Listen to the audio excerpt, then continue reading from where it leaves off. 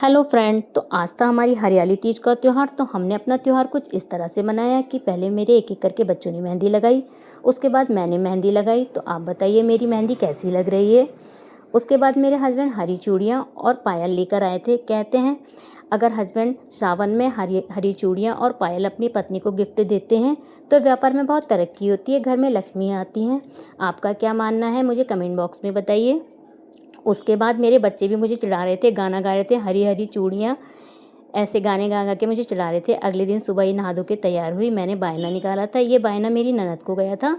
बायने में मैंने हरी चूड़ियाँ और सुहाग का सामान रखा था, कुछ मीठा रखा था, कुछ फल फ्रूट रखे थे और उसको माथे से लगा के अपनी ननद को दे दिया था। उसके बाद हमने कुछ फ़ोटो क्लिक करे अपनी मेहंदी के, दोनों बेटियों के साथ, और हमने अपना त्यौहार कुछ इसी तरह से मनाया। तो मिलते हैं नेक्स्ट वीडियो में। Bye bye, thank you.